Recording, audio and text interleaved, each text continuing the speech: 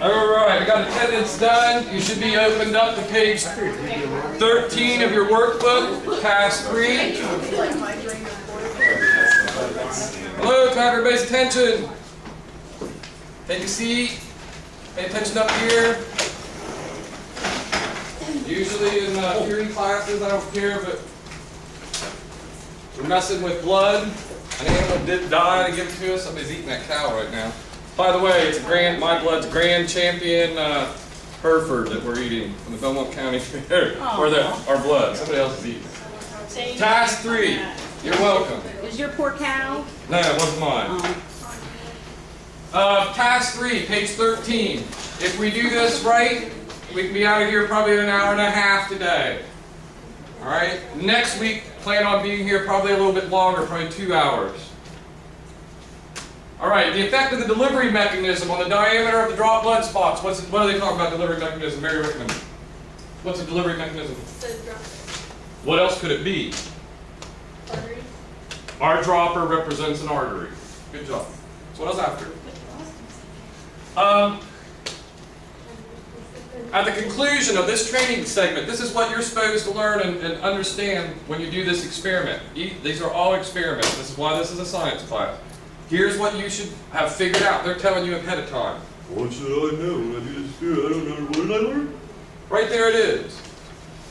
Identify the factors that influence the spot diameter.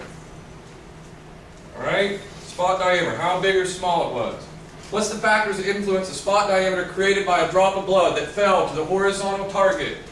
This is your horizontal target, the butcher paper. Alright? That fell to the horizontal as a result of the Earth's gravitational force. Right? We went over how blood drop when it forms and it makes a sphere because of gravity. At first it looks like a teardrop, then it forms into a perfect sphere by gravity. Do you guys know, ladies too, why trees only get so tall? Why they just don't keep on growing? The water can only reach so far to the roots. Say that again, you got it, but not quite. The water can only go so far from the roots so high because it can't push it any farther because gravitation takes over and it can't get it up any farther. So gravity plays a force on nature all the time, we don't even think about it. I mean, we realize it keeps our feet on the floor instead of us floating away. Okay, determine that the larger the volumes of drop of blood, the larger the diameter of the blood spots, if the heights and targets were constant. Oops, I didn't bring them over here yet. I got them over here. This is my secure zone here. Large, medium, and small.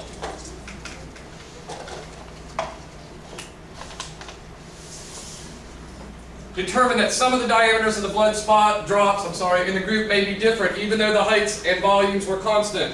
What they're telling you there is there's always outliers. We're working with the average or the mean. But will there be ones that fall outside that? Yes. That happens in nature. Think about by now. Not supposed to happen, but it does. It's outside of the river. All right.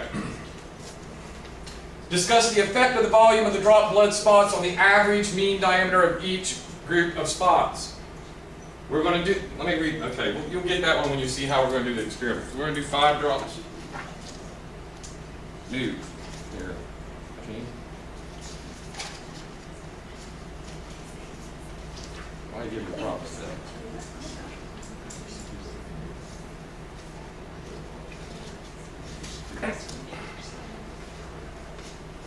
All right.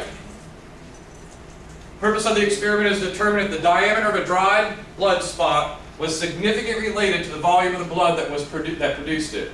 Well, yeah. But now you have something to testify in court when you say, well, yeah. Seems pretty logical, doesn't it? Deductive reasoning would tell you that.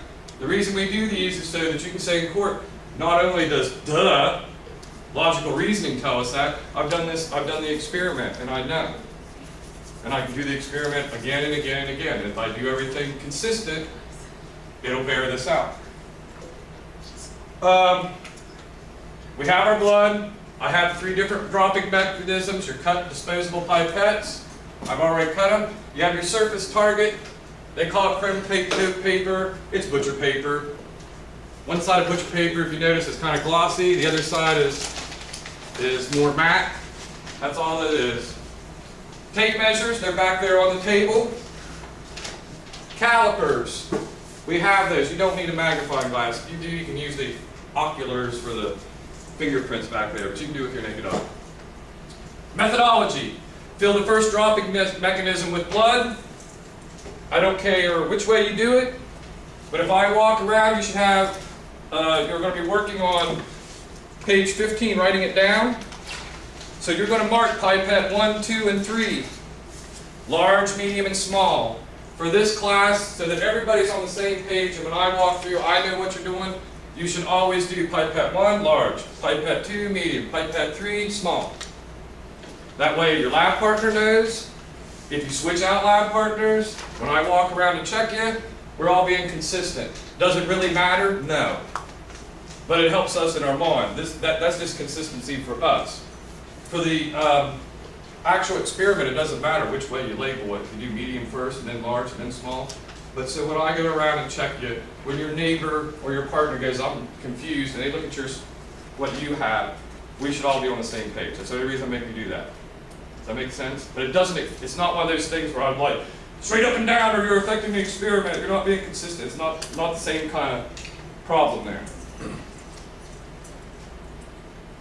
Hold the dropping mechanism vertically, 12 inches above the target, and allow 5 drops of blood to fall onto the horizontal target.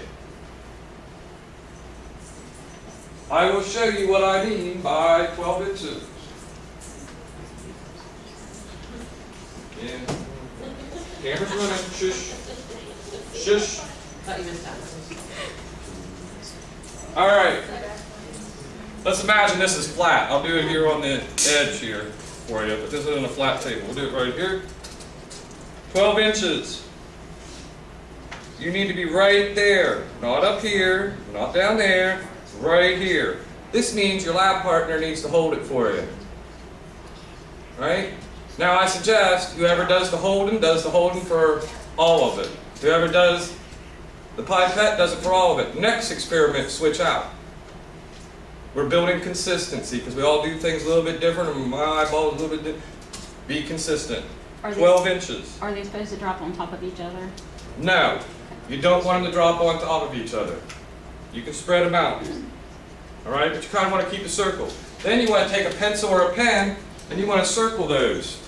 So you want to map out on your paper so you don't have it all run over. Here's going to be my large. Here's going to be my mediums. Here's going to be my small. And you're going to measure 5 drops at 12. I didn't give you the other 5 drops at 12. I know I'm going to give you more. Different heights. We'll do it at 12. We'll do it at 32. 12, 32. And 60. And you want 12, 32, and 60. each pipette at those 3 ones? Each pipette at 12, 32, and 60. Let me look here. I might have got that wrong. Yes. No. We're supposed to do it at 12. Yeah, we're just supposed to do it at 12. It's the next experiment. I'm getting ahead of myself. Sorry. Usually we do more than one. Yeah, that's why we're getting out of here early today. I'm thinking, wow, that's going to take us more than an hour now. Got ahead of myself this next experiment. Just 5 drops at 12. All right?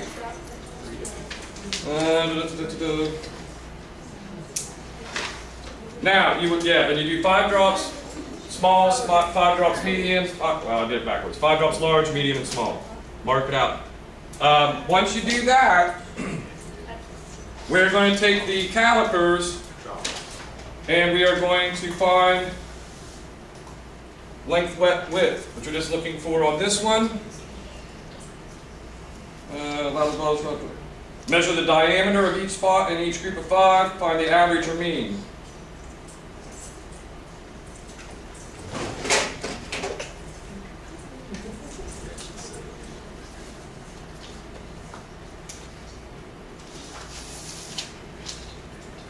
I'm making this completely up. But you'll have 5 of these.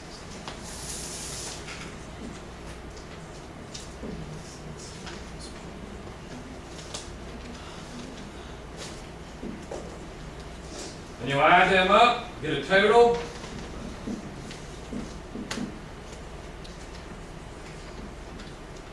That's your mean.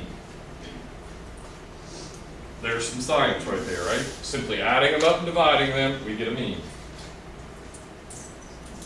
And I'm terrible at math. And I passed this course with an A, a pause, so I know you can too.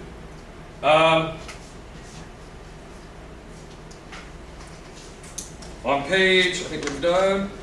On page 14, it gives you some examples there of what's going on. Page 15 at the bottom, you're going to log your results for pipette 1 should be large, pipette 2 should be medium, pipette 3 should be small. Flip that around. Number of drops is always going to be 5. What you do there, it says sum of the 5 diameters in millimeters. What we did is we logged all 5 of them in there. I know it doesn't have it like that, but we put all 5 measurements in there in that box. Then we wrote 5 in the number of drops. It's always going to be 5 for that column. And then we divided and got our average or mean.